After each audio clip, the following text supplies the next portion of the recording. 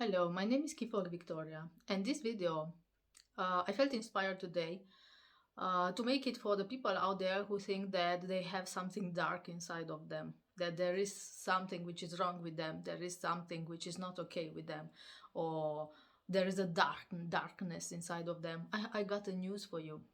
I believe that is bullshit. And whatever you call darkness is just fear based. Because in life, we can live based on our fears, or we can live out of love. And it can sound a cliche, but it's actually true. The fear-based living, it's the one which is always for the surviving mode. It's always the one which is asking what is the benefit for me in everything that I do, in everything that I am, and with the people which I'm interacting. So when you say that there is a darkness inside of you, or there is something wrong with you, actually you are saying that you have a lot of fears, and because or maybe you have a lot of anger, and behind the anger it's just fear. And you can ask yourself, okay, but what do you mean? What are you saying? Well, I'm saying that first you need to release that fear. You have to see what is beyond the fear. And I'm pretty sure there is pain, a lot of pain, which you gained through the years, through your experience, through your childhood, whatever that is. You have to face that pain.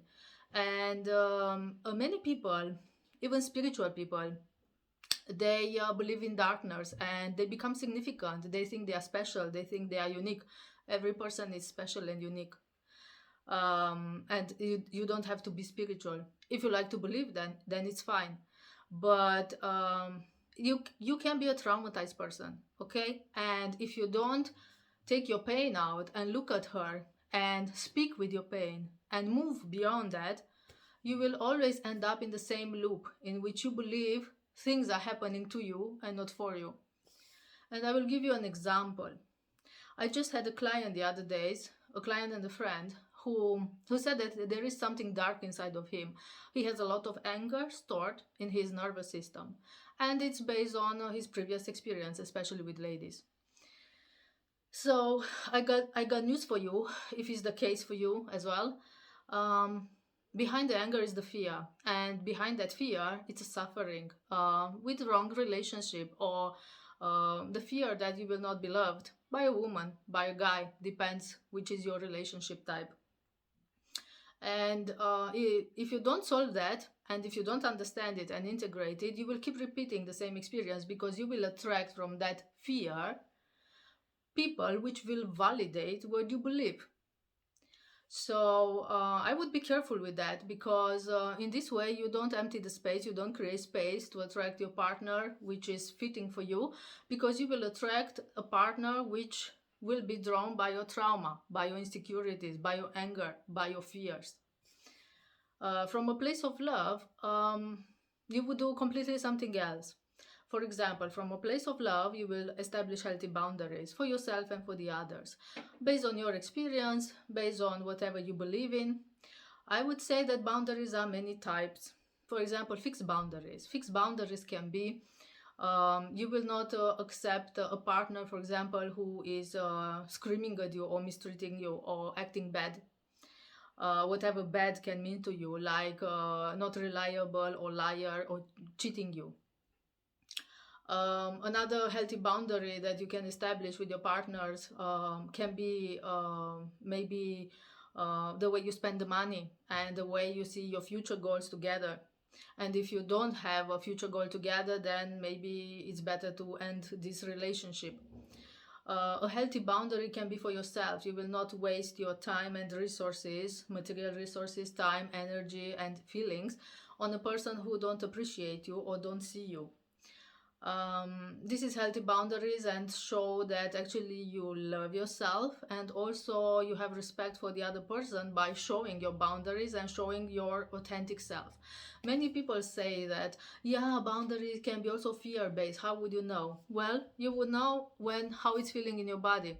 When I choose that my boundaries in a relationship, no cheating, I feel good about myself. I feel a kind of peace in my body. So I know this is a healthy boundary.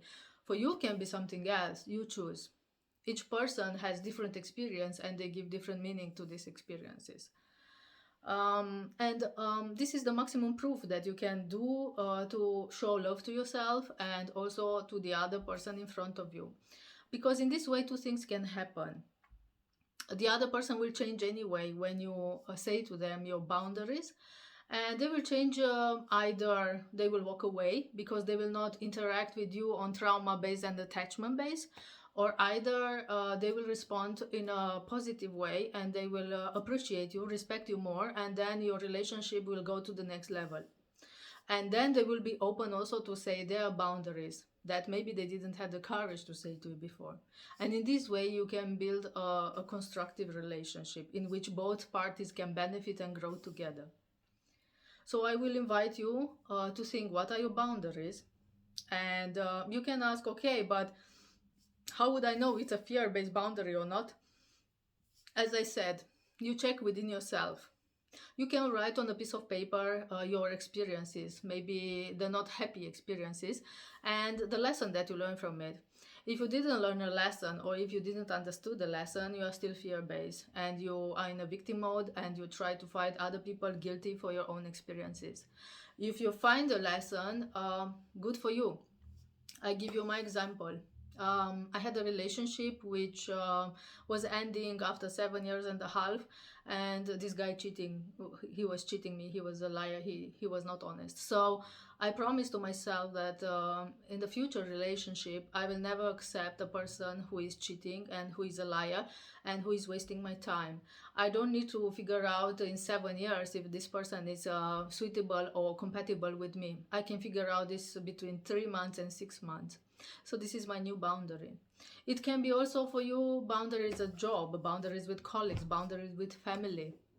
With family, for example, I will not spend all my resources, time and money for somebody who is not appreciating my time and effort and who is not reciprocate my efforts. Meaning that we always need to meet in the middle. There is not only one way, there are two sides of the story. So in family and in the relationship, it's always two sides of the story, and they need to harmonize and meet in the middle. If they don't meet in the middle, somebody's more abusive, somebody's more submissive, and then it's becoming like there is attachment based and fear based communication, behavior, and relation. So I will invite you to write on a piece of paper all your experiences that you had, which were, I would say, challenging, and write also the lesson that you learned. And from that lesson that you learned, congratulations, you just found a new boundary for you. And this is a self-love proof that you can do for yourself and also for the others ones that you interact with them. Because when we love ourselves, we become our best variant, and we can be inspirational also for others to show themselves in the same way. And from that place we can have more harmonious relationship. We can create the space actually to attract our right partner, our right friends, our right circles, our tribe basically in our life. And this will enhance enormously the quality of your life and the way you see the world, the way you see yourself, and what is possible actually. And yeah, it will create a new reality for you. So I hope this is helpful, and see you soon.